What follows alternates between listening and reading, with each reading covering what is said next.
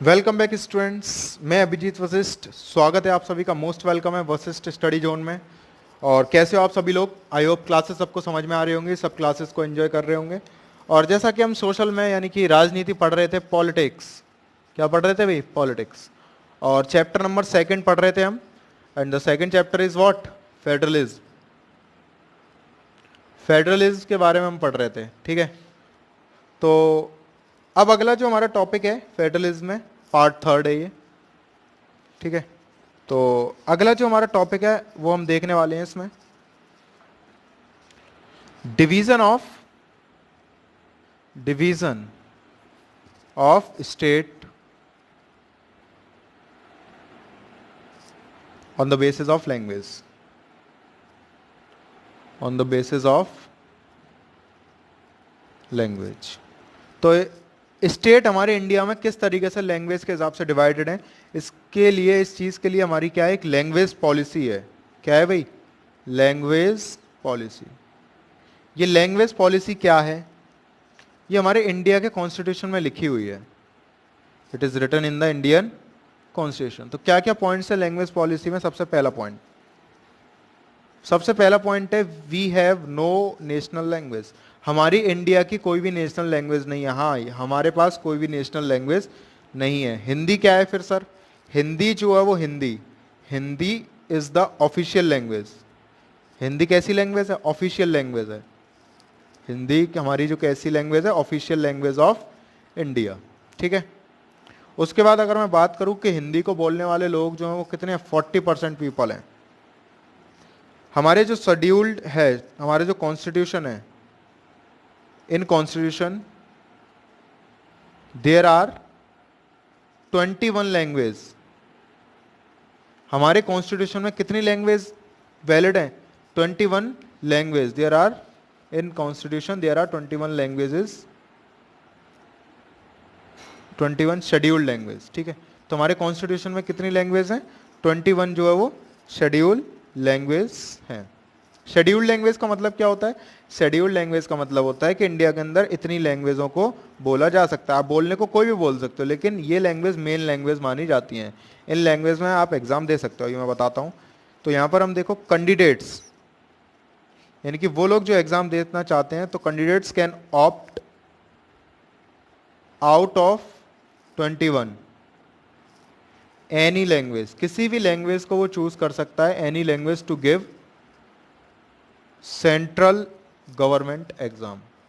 Central government के जो exam होते हैं, जैसे कि जो बड़े बड़े एग्जाम होते हैं सीबीआई के, ठीक है, आईएएस वगैरह के जो एग्जाम्स होते हैं, उनमें एग्जाम्स में से आप कोई भी 21 लैंग्वेज जो हमारे कॉन्स्टिट्यूशन में लिखी हुई हैं, जैसे कि कन्नड़, मराठी, गुजराती, बंगाली, हिंदी, इंग्लिश, इनमें से आप किसी भी लैंग्वेज को यूज कर सकते हो एग्जाम को देने के लिए। हर स्टेट की अपनी एक ऑफिशियल लैंग्वेज होती है। तो every state have its own official language. Every state have its own official language, यानी कि हर एक स्टेट जो उसकी अपनी अपनी एक ऑफिशियल लैंग्वेज है। इंग्लिश जो है वो, इंग्लिश, अगर हम इंग्लिश की बात करें तो इंग्लिश कैसी लैंग्वेज है? इंग्लिश लैंग्वेज जो है वो एक कम्युनिकेशन लैंग्वेज है। तो English language is used as communication language. जैसे कि अगर मैं बात करूं, एक आदमी है जो साउथ से है। कहाँ से है?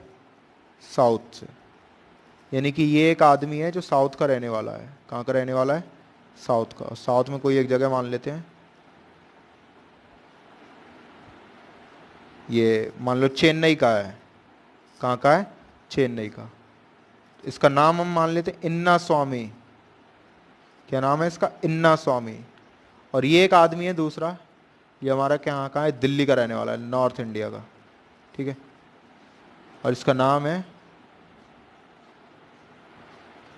रोहित। क्या नाम है इसका? रोहित।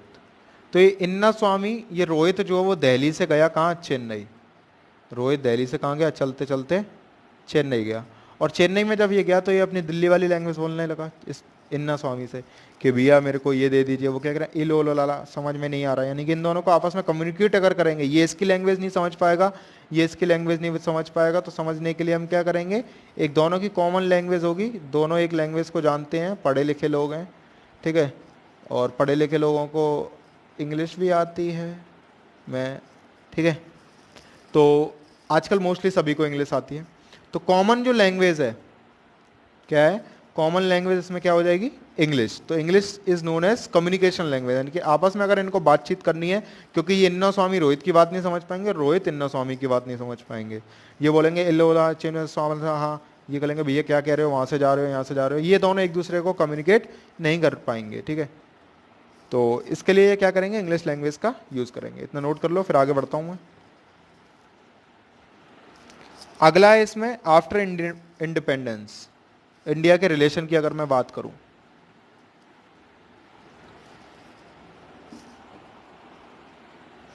तो after independence relation among central government and state government. तो सेंट्रल गवर्नमेंट और स्टेट गवर्नमेंट के बीच में क्या रिलेशन बने इंडिपेंडेंस के बाद में। तो सबसे पहली अगर मैं बात करूं कि इंडिपेंडेंस के टाइम पे, ड्यूरिंग इंडिपेंडेंस, जब देश आजाद हुआ था,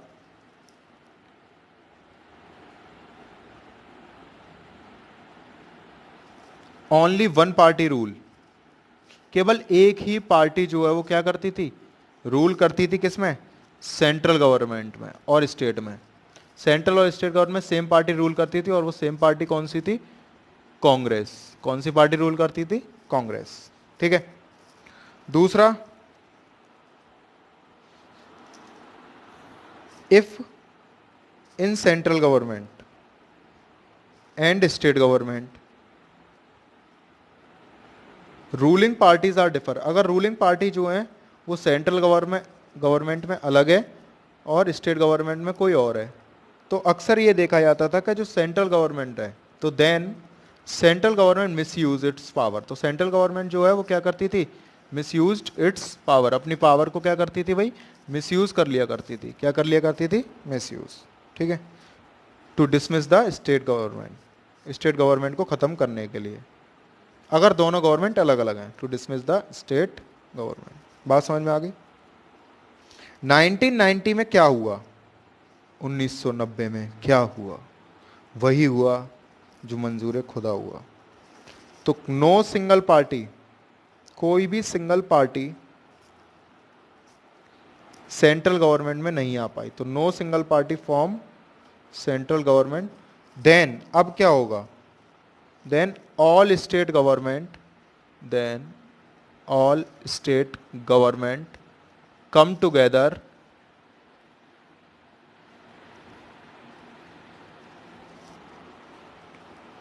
and form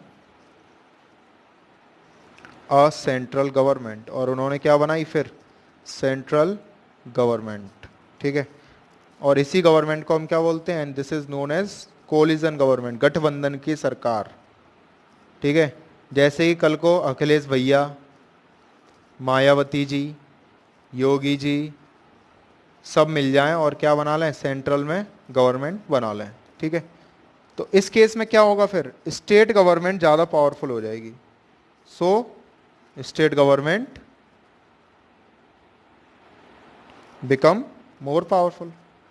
तो इस केस में स्टेट गवर्नमेंट क्या हो गई, ज़्यादा पावरफुल हो गई। अब क्या होगा, अब जो होगा वो हम पढ़ेंगे नेक्स्ट क्लास में। जब तक के लिए इस क्लास को मैं यहीं फिनिश कर रहा हूँ, अब हम मिलेंगे अगली क्लास में।